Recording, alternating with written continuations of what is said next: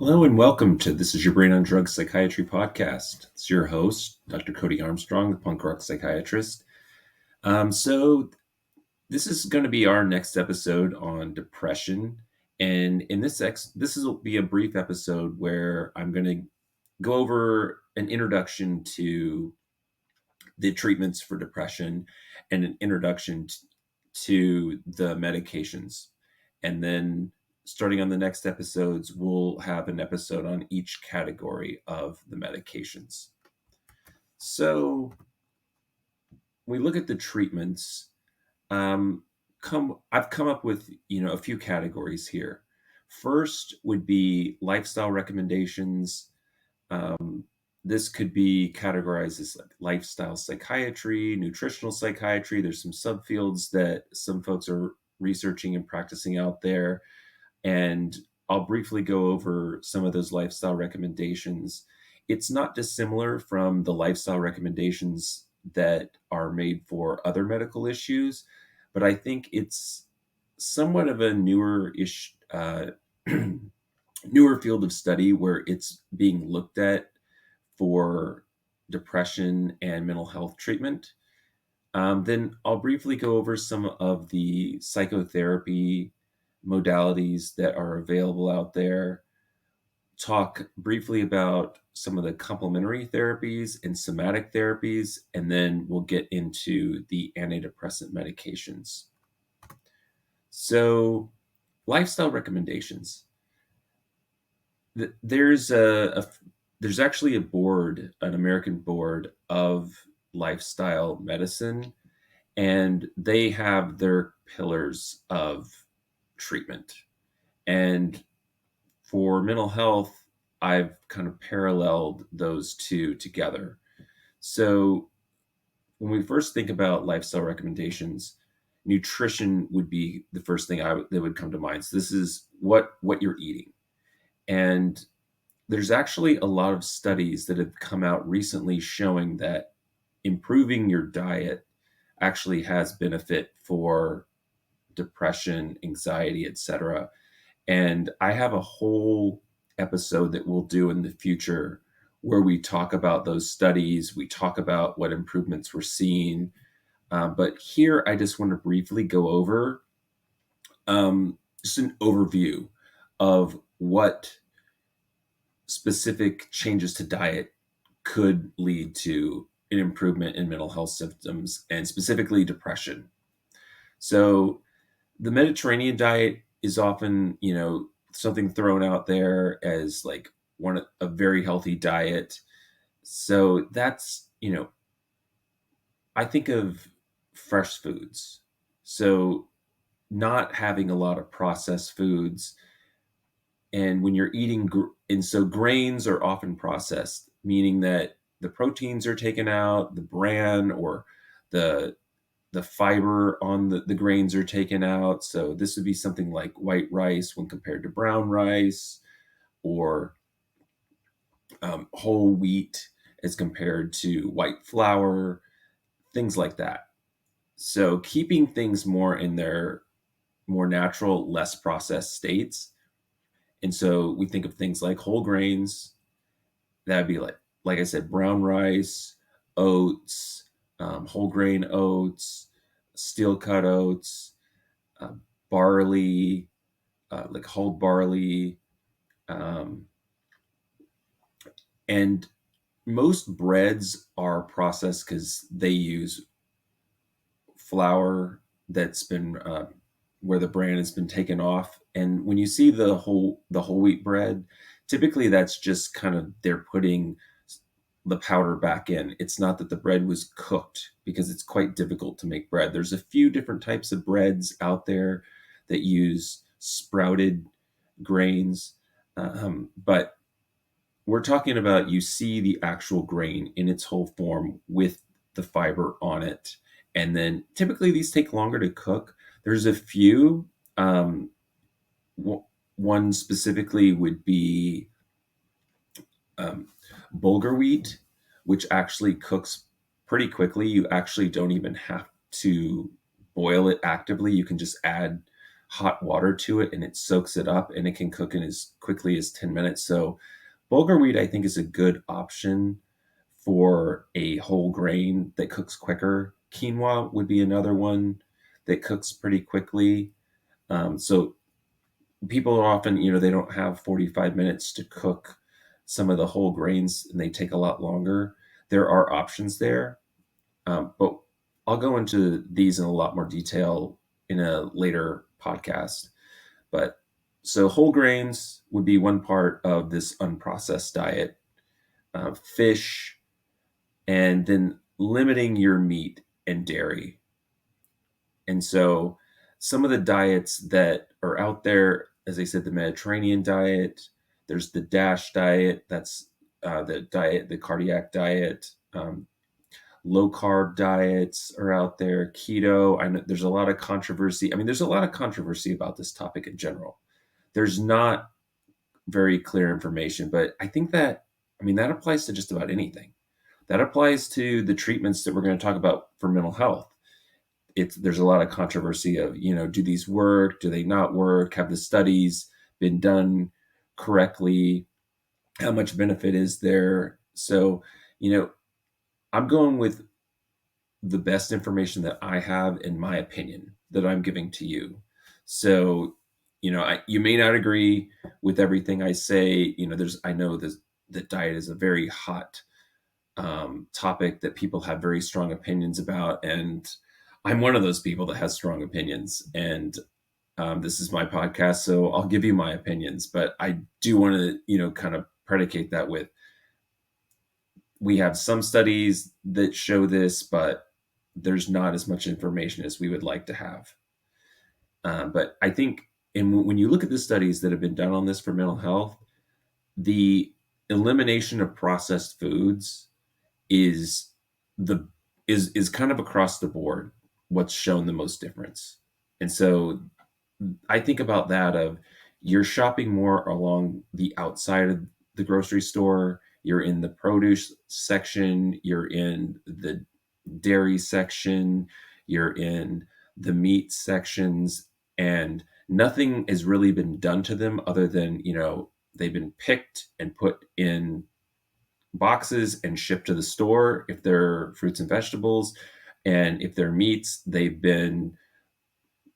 gone through the meat plant and cut off, and you've got the raw cut piece of meat that has nothing added to it. And typically, one way to tell the difference between something that's been processed and something that's not been processed is things that have not been processed tend not to have nutritional labels attached to them. So they don't say, this is how many calories, this is how much fat, this is how much, they tend not to have that. And even if they do have that, they don't have a list of ingredients. You pick up an apple, it doesn't say there's an apple in here, right?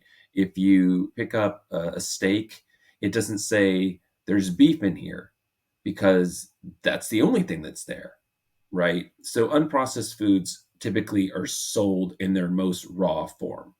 If we've done something to them, and that, I mean, and not everything you do to these things, in many cases, canning things, canned tomatoes, for example, um, that's minimally processed. When you read the ingredients, it says tomatoes and maybe salt. And some of them have like some other things added to them, but a lot of them are just purely like the vegetable, and usually there's some salt or preservative in there. Another example of a processed item that I would say would still be on the healthy side would be frozen, right? So if you're buying frozen peas, there's just peas in there. Okay. So processing in and of itself is not bad. In fact, I've read studies about, where they've looked at different levels of processing, whereas you might have like an apple versus applesauce versus, apple jam, right? And it's really those highest levels, what we would call ultra processed foods, that are the worst. And these foods, they often have a lot added to them. And there's very frequently sugar in there that's added in, um, a lot of oils, particularly vegetable oils, um, and things like that. are put into them. And so having a diet that's less of these ultra processed items and more in their whole form, what we've seen is that that can help with mood, and just health and other medical issues in general. Okay, so moving on to the next item of lifestyle recommendations would be physical activity. So, everyone always says diet and exercise. But do people actually know what is good about each of those that they should be doing? And that's why we're going to have the other podcasts that I'll do on these topics. And so, just kind of a summary for physical activity. If you get 30 minutes of cardio per day, about 5 to 7 days a week, you're maxing out your benefit from a mental health standpoint as far as a lot of studies show. So it may sound like a lot to some people and like not that much to other people. It really kind of depends on what your activity is. And I think, like with the diet, the real trick here is to find a way to do it for you that works for you, right? You may say, I don't like salads. Well, you don't, salads are not your only option. There may be foods that are in this healthy group that do suit what you like, right? I like fruit. I make fruit smoothies. I don't add any sugar to them and I don't feel like they need them.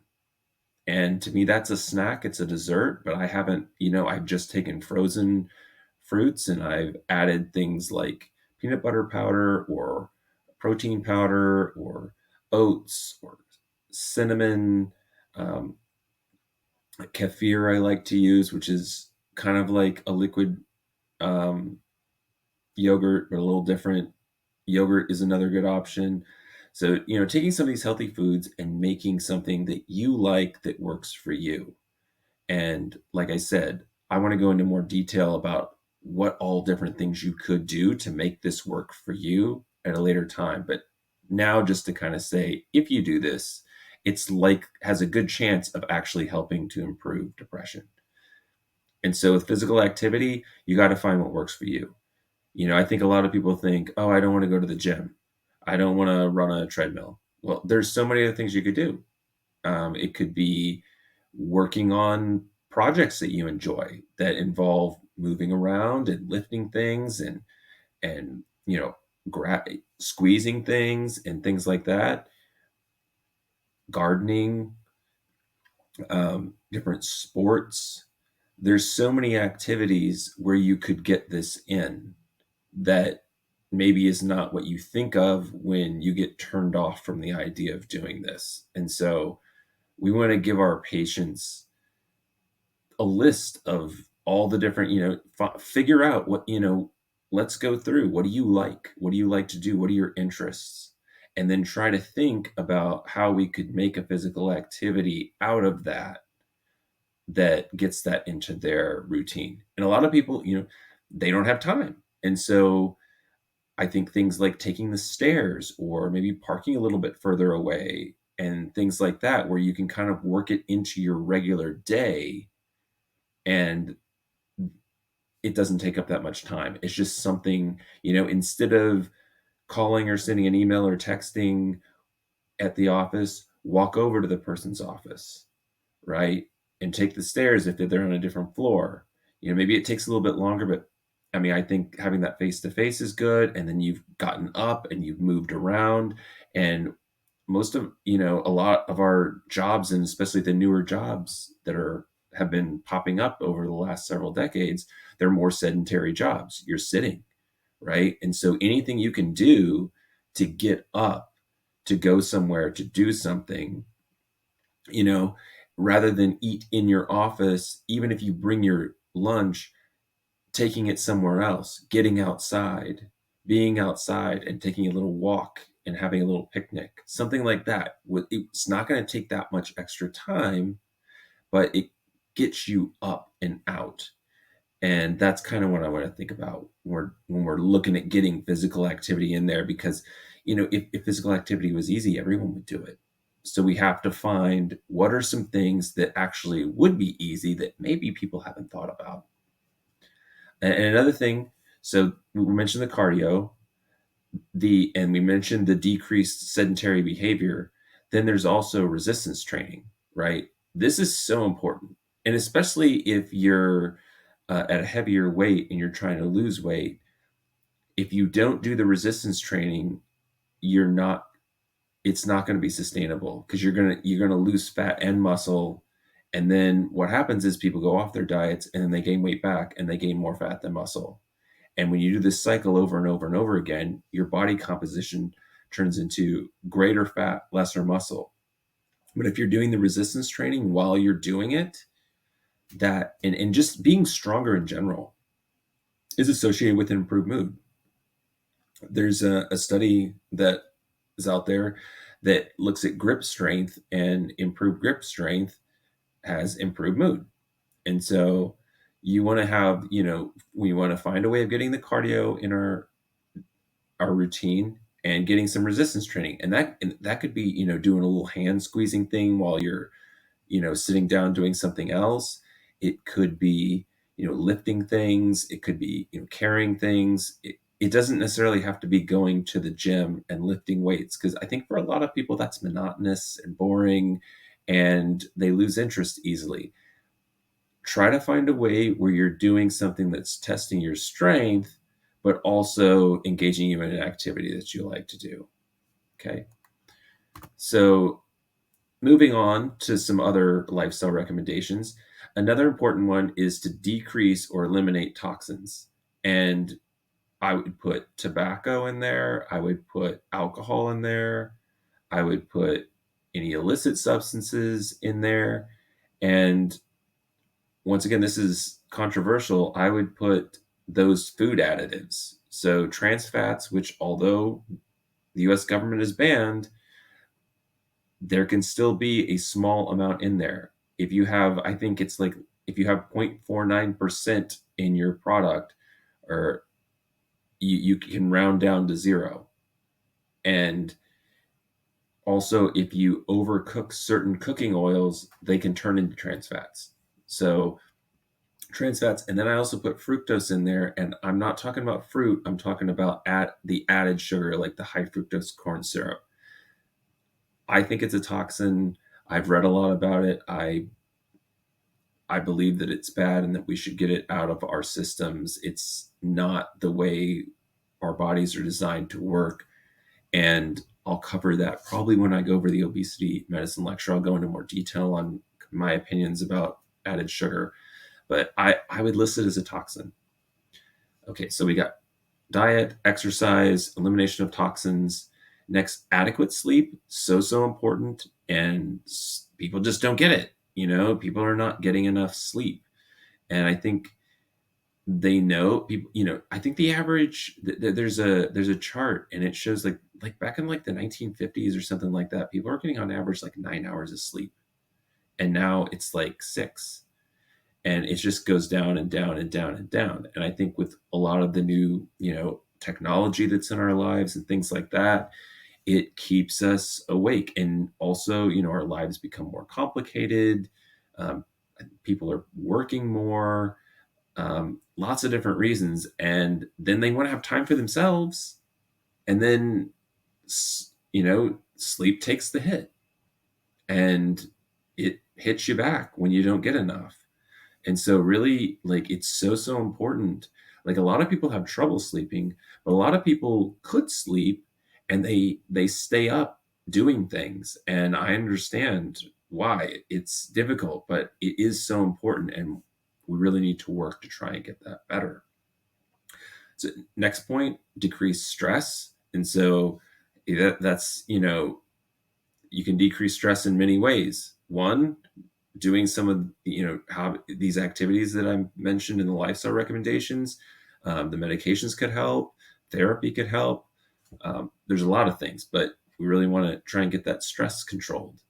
And then next point, healthy relationships. So the better relationships you have with other people, the closer social ties you have with people, and the better you're going to be. And that's something that if you're having trouble in that area, that therapy can actually really help with.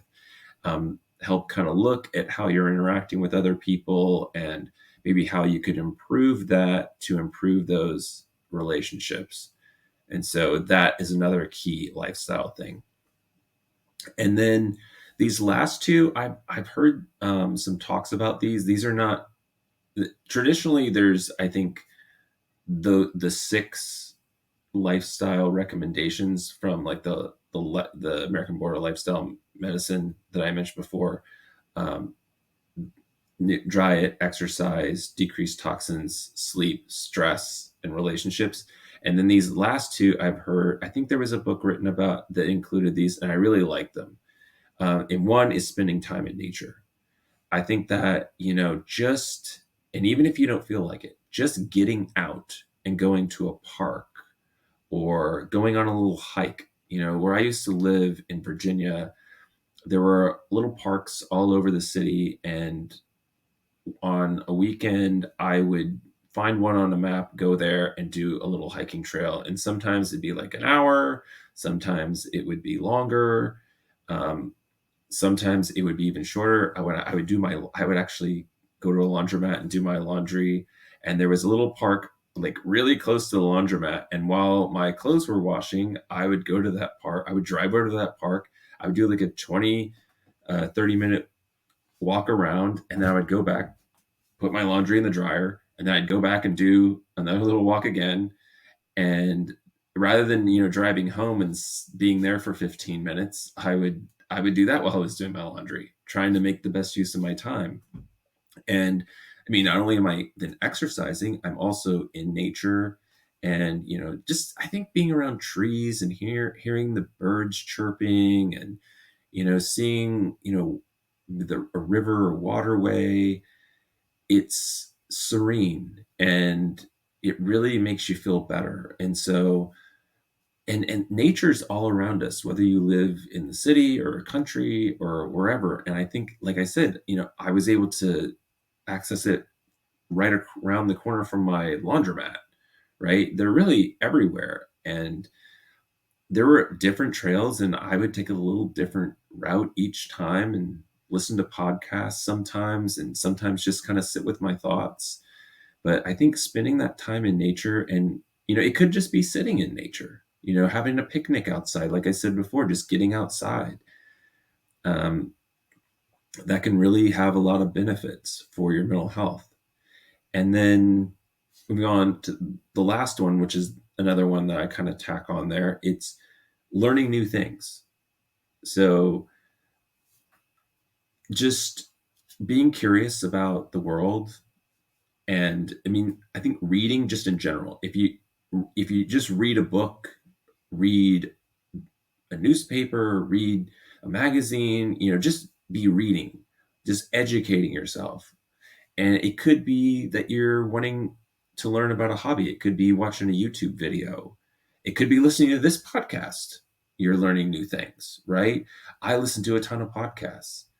I'm always trying to increase my knowledge about things. So, and you can make hobbies out of them. Maybe you want to learn to cook or bake or whatever, right? And you like watch videos, and you know, I think a lot of people, they get like, I love YouTube. Like I really like, I love it. I think that it gets it, like anything, especially with like a lot of the social media and internet and things, it can be used in healthy or unhealthy ways. And I think if you're just kind of clicking through and watching a 20-second clip or a minute clip, or you're just like watching it, you're not doing anything, that you're not really getting the benefit out of it. When I was in college, I used to watch the Food Network all day, every day. I loved the Food Network. Not a huge fan about the new Food Network shows, but like the old ones where they had like a lot of cooking instruction, I just thought it was amazing. I thought, oh my gosh, I mean, this is before podcasts and before YouTube.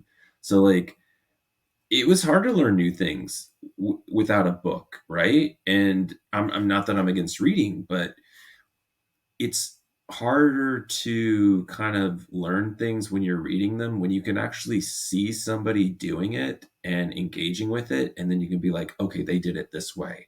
because you can read about it and then you make a mistake and you're like, hey, it didn't come out, the way that I wanted it, that they said it would, and it doesn't look like the picture. But if you actually physically see somebody doing it, and that's why I really, like I said, I used to love, I would watch the Food Network every day after, I did my college and my coursework.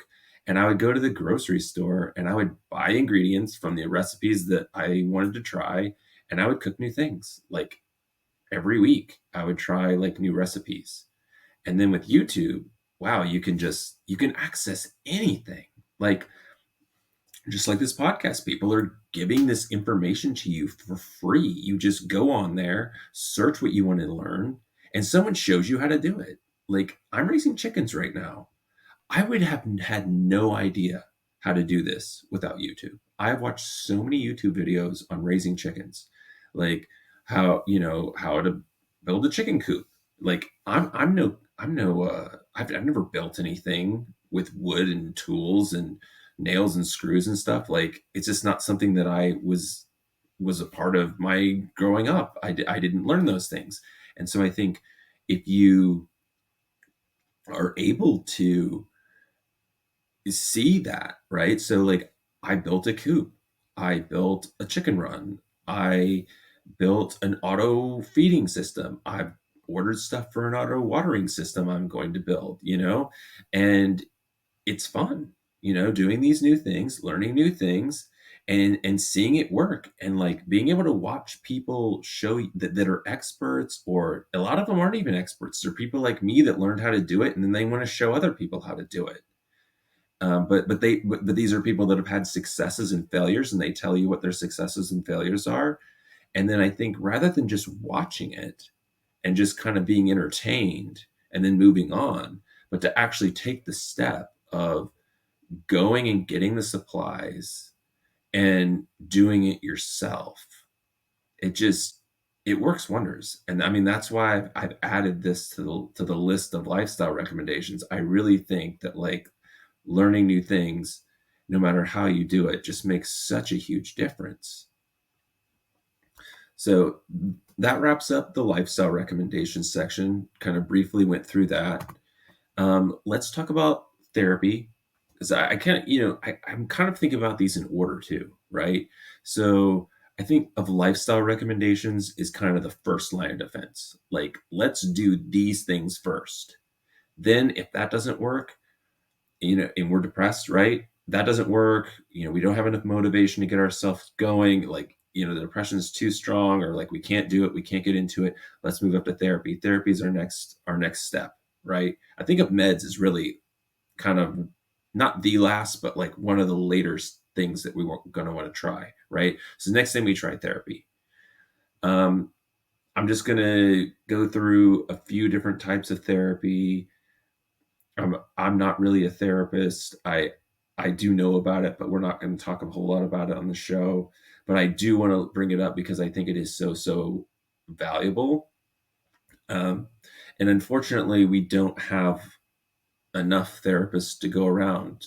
I mean, if you want a med, you can probably get a med, right? Family medicine will give them to you. Like you can go to almost any doctor and get some medication. But therapy, it's a lot harder to come by. And so I think a lot of people end up on medication when maybe therapy would help because they just didn't have access to it. And it's unfortunate.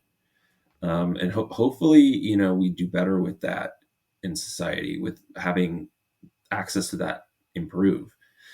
But I just want to talk about some of the therapies. Cognitive behavioral therapy, CBT, I think a lot of people is probably familiar with that.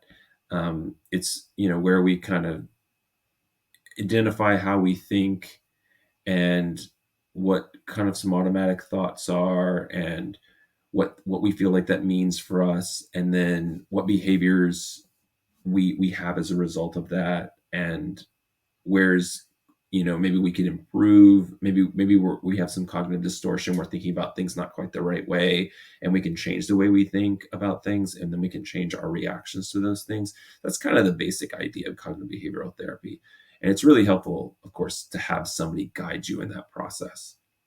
And so studies have been done, and generally when you compare meds and therapy, there's equal effectiveness, especially for mild to moderate depression. And when you combine them, it's best for, more severe, from moderate to severe level. We recommend combining them, and generally there's more effectiveness when you use both together. And actually, in the STAR-D trial, they um, showed that there was additional 31% of patients recovered when they had therapy and medications together. And we'll talk a little bit more about the STAR-D trial, which is like the big, huge antidepressant trial that was done a long time ago, um, a little bit later in our depression series. So that's cognitive behavioral therapy. There's other types of therapy, interpersonal therapy, that deals with, helping you to interact, how you interact with other people, and kind of analyzing how you're interacting with other people and how that might be contributing to how well you're doing. Group therapy, I really like group therapy. When I did my training in San Diego, there was a great therapist there that did group therapy, and I just saw such amazing results. Like, she was so good at it, and the patients really responded. And I think there's so many benefits to this. One, you can have one therapist for like 10 to 15 patients. So it helps with that. We don't have enough therapists to go around. We can treat more patients at the same time.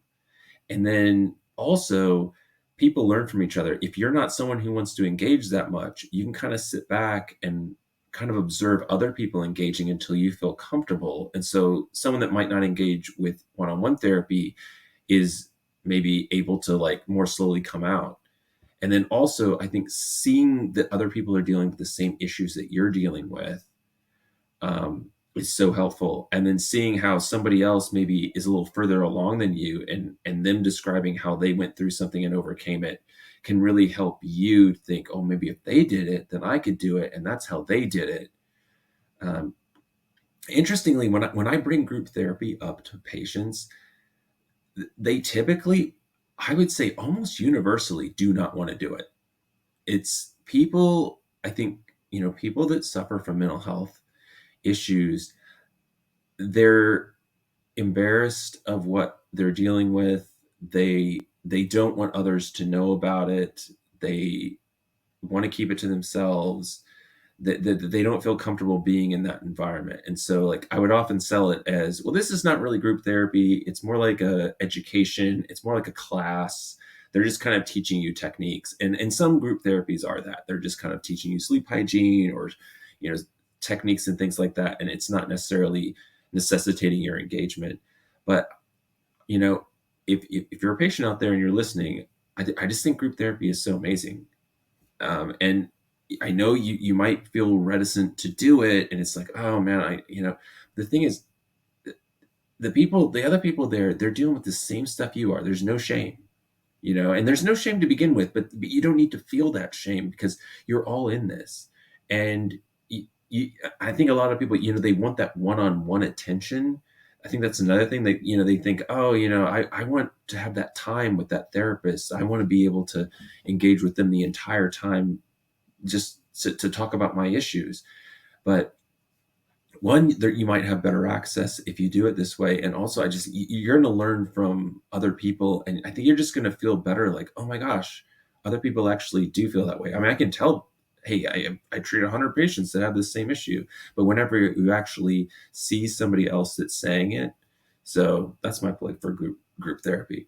And then the last type I'm going to mention is psychodynamic psychotherapy. The that's the type of therapy that has traditionally kind of come sort of from Freud, and it's changed a little bit since then, but it's rooted in stuff that Freud came up with. And it's the type of therapy that I think most frequently psychiatrists that do therapy are doing.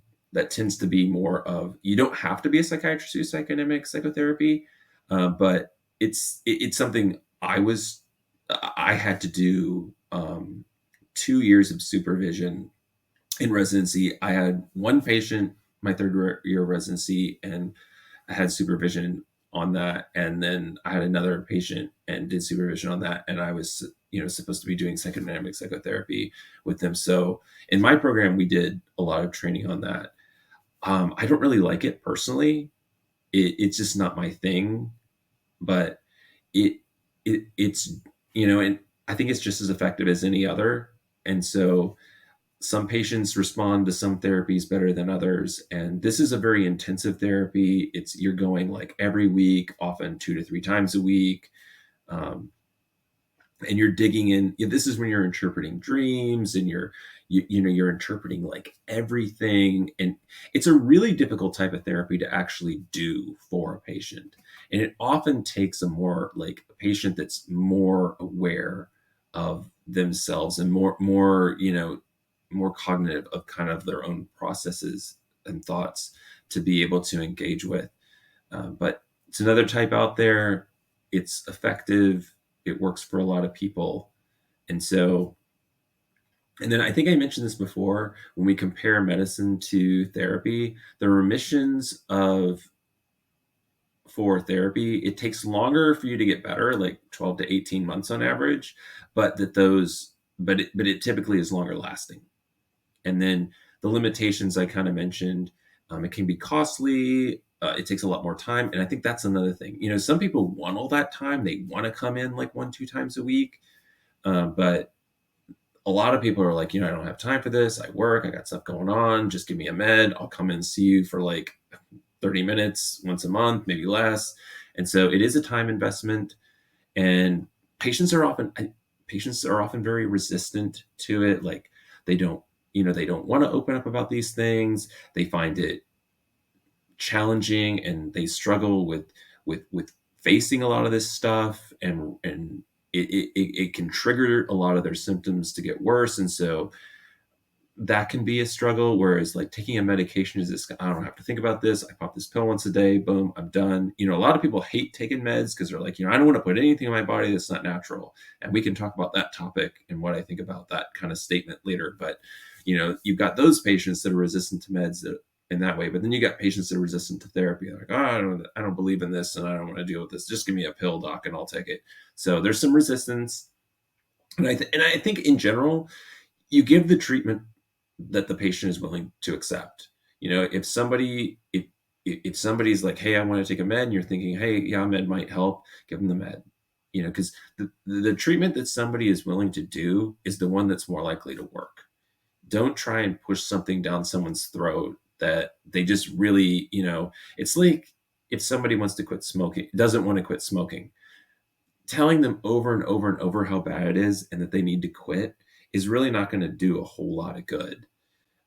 They've got to be kind of ready to accept it, or to at least say, what, I'd like to, I don't think I can, but I'd like to at least get to some, right? And then also limit availability, which I mentioned. So, and I want to talk about this one thing about therapy. So I hope my slides are working this time. I apologize. The last video I shot also didn't work. So I'm trying every time. So if you've got the slides out, because the slides are available on the website, and hopefully it's working on YouTube. One thing I really want to do in this podcast that I think is different than a lot of other ones is I want to talk about basically like every treatment that's out there. Okay. And so if there's some new med or new treatment or new thing that's out there, I want us to discuss it. And so that's why I've thrown Rejoin in there. So Rejoin, REJOYN, is the first FDA cleared prescription smartphone therapy app-based digital therapeutic. That was a mouthful. So basically, it's FDA cleared. So FDA approved and FDA cleared are a little bit different. When you FDA clear approved is what we have to do for medications and some medical devices and other things have to be, they're FDA approved. And basically that means that the benefit outweighs the risk. And so you have to prove that something works, and you have to prove that if it has adverse effects, that the likely benefits someone's going to have outweigh those risks. So if there's a chance someone's going to die, or there's a chance they're going to be cured, that treatment may be not very likely to be FDA approved. And then FDA cleared is kind of a lower level where it's like, well, this isn't harmful. It's kind of equal to some other stuff that's out there. You don't have to have as rigorous um, of proof. And there are, devices and things that are not medications that often are FDA cleared. So this Rejoin was FDA cleared actually, and when I mentioned that I want to go through everything, this was actually approved in March of this year. We're in 2024 right now. This is something that came out in 2024. I'm not even sure if it's available quite yet. It said it will be available in late 2024. And so what it is, it's classed as a medical device. It's an app on your phone for the treatment of major depressive disorder. It's a 6-week program. You have to be 22 years or older, and it's actually prescribed. So you can't just go download the app. You have to have. I'm not exactly sure how this works, because it's not really out there yet, and I don't know, how good it is or whatever. I have no experience with it. I want to cover it. I want to cover everything in this podcast so we can actually go over absolutely everything that is available. So what it has is it's got these brain training exercises and short skills based therapy lessons. So it's a little bit like therapy from an app. And so what I'm guessing is it takes you through like some games that maybe like kind of train your brain in a way, and then maybe it's like some psychoeducation where they're kind of teaching you about like how to good sleep hygiene and things like that. Like I said, I don't know exactly what's in there, but it says brain training exercises and short skills based therapy lessons, and it's actually only approved to be used with medication. So you have to be taking medication and then get a prescription for this, and then you can get this. It's unclear whether insurance is going to cover this. And then you're probably wondering, how effective is it? Well, I read the study, and the results aren't terribly good.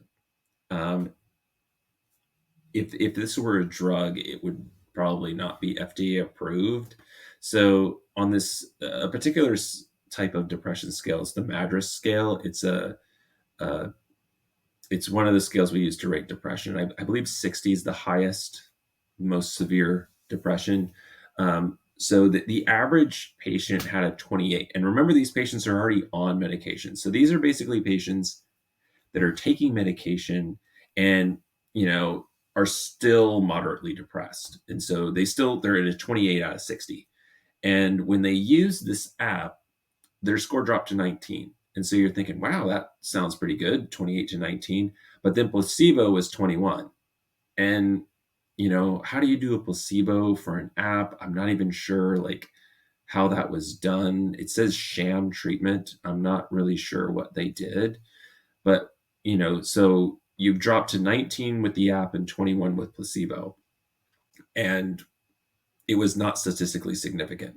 And so I guess on the one hand, and when I was a medical student thinking about going to psychiatry, I was in a psychiatrist's office.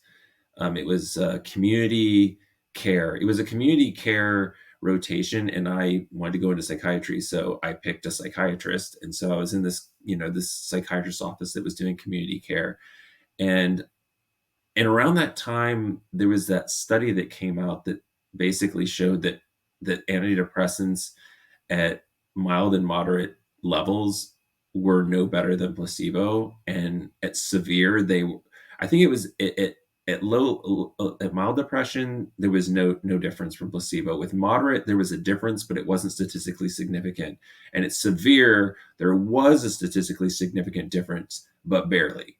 And so it was on 60 Minutes. It was like this is like back in 2011 or 12. And I was like, wow, these meds don't work. you know and I brought this up to the doc I was working with, and I said, what do you think about this? And he said, well, if you don't come see me, you don't get the placebo. And I thought, oh, that's interesting. So I mean, basically what he's saying is, these don't work better than placebo, but placebo works. And it's like, you can't go to the store and buy a placebo, right? You can't just get a placebo. You actually have to do something to get the placebo effect. And right in the studies, what we do is, we give people a treatment that's not the real treatment, but they think might be the real treatment, and they get better. And so they're actually taking something, right? They're taking like the sugar pills, is commonly what the placebo is called, right? But um, if you don't if you don't think you're getting something that's going to make you better, you can't get the placebo effect.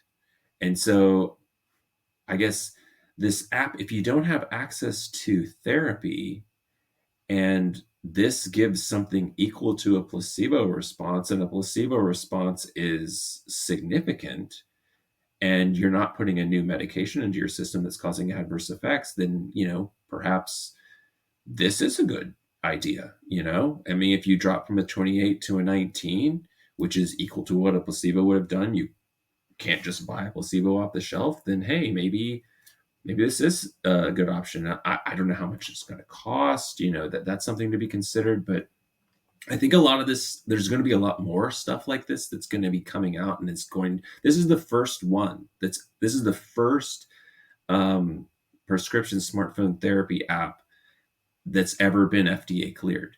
And so there's probably going to be more. I think there was one for something else that came out a while back, and it's kind of gone away. And I don't remember what it was for, but we might be seeing more of this. And hey, if we can get a placebo out of it, and that's a good effect, then like the guy that the doc I worked with, if you don't come see me, you don't get the placebo. So something to think about. All right, let's talk about complementary and somatic therapies. So I think the lifestyle stuff is what I would try first. Then I would be looking at therapy, and then I'd probably be looking at medications, and then I'd be thinking about complementary therapies. And then the somatic therapies is the last one. That would kind of be the last thing I'm kind of thinking on my list. And so, what are complementary therapies? This is like over the counter type of stuff, right? Vitamins, minerals, St. John's wort, L-methylfolate, SAMe, those type of treatments. So I'm actually going to cover meds first, because there's a lot more evidence that the meds work than this other stuff does. So I think it's like more important, but I wanted to just kind of sum it up here before we go into medications, because I want to do like a summary of all the different treatments. And we'll go into detail on these, but there hasn't been as much research on them. I think the ones that I list are the ones that I think are the ones that I would advise at the top of the list. So those are complementary, and there's a lot of other ones, and the other ones, I think there either is little to no evidence, or they're just kind of nonsense. And the St. John's wort, SAMe, L-methylfolate, there is evidence that those could be helpful. And where this really comes into play is, you've got the patient, the patient that says, I don't take medications. I don't want to put something unnatural in my body. Now, St. John's wort is a plant which contains an SSRI in it, essentially. And it's a little messier, but we'll talk about it later. But they might be more amenable to taking that. So I'm not going to take this Prozac, but I'll take the St. John's wort. And you can't prescribe it, but you could advise them, okay, well, what would you think about taking something like this?